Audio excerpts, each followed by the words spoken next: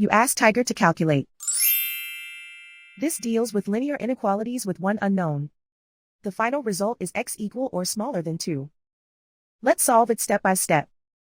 Group all constants on the right side of the inequality. Add 2 to both sides.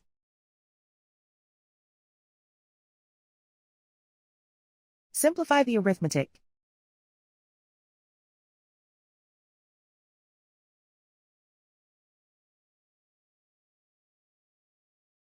Isolate the x. Divide both sides by 5.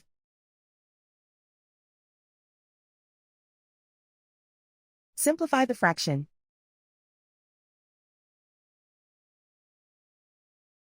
Find the greatest common factor of the numerator and denominator.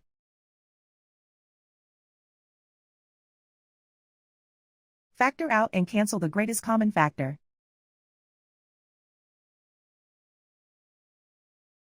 Plot the solution on a coordinate grid. And so the final result is x equal or smaller than 2.